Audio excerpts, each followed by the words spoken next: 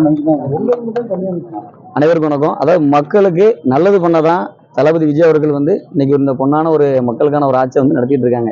இந்த இடத்துல இந்த சிறுவண்ட தொகுதியில் இன்னைக்கு ஒரு எம்எல்ஏவா வந்து மக்கள் தேர்ந்தெடுத்திருக்காங்க. தளபதி விஜய் அவர்களை இன்னைக்கு நான் இந்த இடத்துக்கு வந்திருக்கேன்.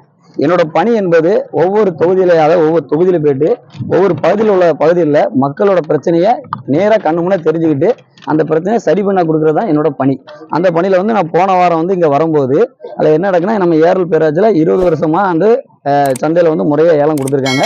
ஆனா முறையா ஏலம் கொடுத்தாங்களே தவிர அதுல வந்து எந்த ஒரு இதுவும், அதாவது என்னென்ன காய்கறி என்ன விற்கணும், இல்லை அந்த ரூல்ஸ் படி கடைக்கு ஒரு கடைக்கு காய் கட்டணம் எவ்வளோ, அந்த நம்ம கருவாடு கடைக்கு எவ்வளோ, இப்படி எந்த இதுவுமே முறைப்படி தனியா இல்லை. அதுமாதிரி கோழிக்கு என்ன இப்படின்னு தனிப்பட்ட முறையில் பேராட்சி இதுல இருக்கு, ரூல்ஸ் இருக்கு. அதை அவங்க செய்யாம என்ன பண்றாங்க, தனிப்பட்ட நபர்கள் இதுல அதிகப்படியான வாடகை வாங்குறதா வந்து வியாபாரிகளும் பொதுமக்களும் நம்மகிட்ட கம்ப்ளைண்ட் சொன்னாங்க. அதன் அடிப்படையில் வந்தது உண்மை இருந்துச்சு. ஏன்னா யாருக்கும் 20 வருஷமா ஸ்லிப் கொடுக்கல.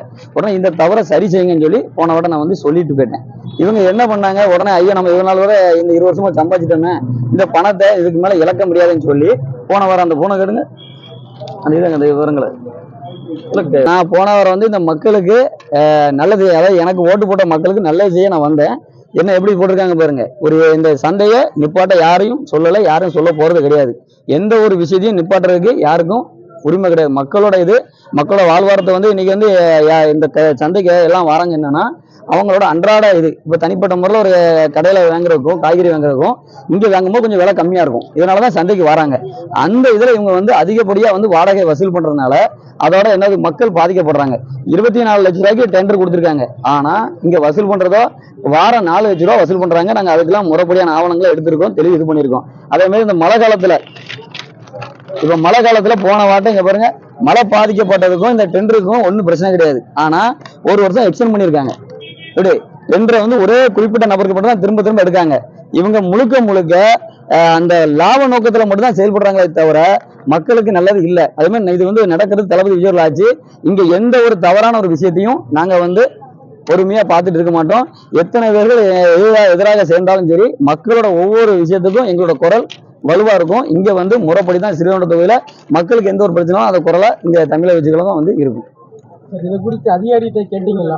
ஆமா, அதிகாரிகிட்ட வந்து சொல்லியிருக்கோம். போன வாட்டை வந்து சொல்லியிருக்கோம். அவங்க வந்து யார்ட்டையுமே கேட்காம, இந்த விவரங்களை தெரியாம மக்கள்கிட்ட கருத்து கேட்காம, வியாபாரிகிட்ட கருத்து கேட்காம நேரடியாக என்ன பண்ணிருக்காங்கன்னா இந்த இதை மூடுறேன்னு சொல்லியிருக்காங்க. இது நீங்க பாத்தீங்கன்னா தெரியும், ஆட்டோமேட்டிக்கா வார சந்தையை வந்து மூடனதா பொதுத்தளங்கள்ல அப்படியே பரப்பிட்டு இருக்கேன். இது ஃபுல்லாவே என்னன்னா ஒரு காழ்ப்புணர்ச்சி. மெயினான ரீசன் சொல்றேன், நான் ஒரு அடிமட்டத்துல இருந்து வந்த ஒரு எம்எல்ஏ. சரியா, இந்த ஒரு காரணத்தால நான் வந்து என் மக்களுக்கு நல்ல செய்ய தான் இந்த இடத்துக்கு வந்திருக்கேன். அப்போ என்ன வந்து அரசியல் காழ்ப்புணர்ச்சியில எதிர்மறையா இவங்க வந்து விசாரிச்சுட்டு இருக்காங்க. தவறான விஷயத்த பரப்பிட்டு இருக்காங்க. நான் என்ன கேட்கிறேன், இந்த இடத்துல ஆய்வு பண்ண வேண்டி எங்களுக்கு நியாயமான விஷயத்த மக்களுக்கு சேர்க்கறதா நான் வந்து சட்டமன்ற உறுப்பினர் நான் தேர்ந்தெடுக்காங்க. அதை தான் நான் பண்ணிட்டு இருக்கேன். அதை நான் செய்யறேன். இதுக்கு மேல இந்த மாதிரி தவறுகள் வந்து நடக்க விட மாட்டேன்.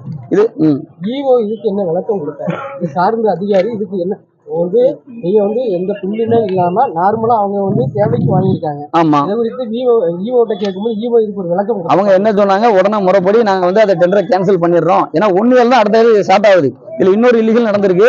அதாவது 1 வேலை தான் 22ல முடிஞ்சுட்டு, 22/6 முடிஞ்சுட்டு திருப்பி 1/7 தான் ஸ்டார்ட் ஆகுது, டெண்டர் ஆகுது. ஆனா 29/6 அவங்க வசூல் பண்ணிருக்காங்க. இது ரூல்ஸே கிடையாது. அவங்க வந்து தவறா என்ன பண்ணிருக்காங்க, வசூல் பண்ணிருக்காங்க. அடுத்து இந்த மாதிரி தவறுகள் நடக்காது, இதை உடனே சரி பண்றேன்னு சொல்லியிருக்காங்க.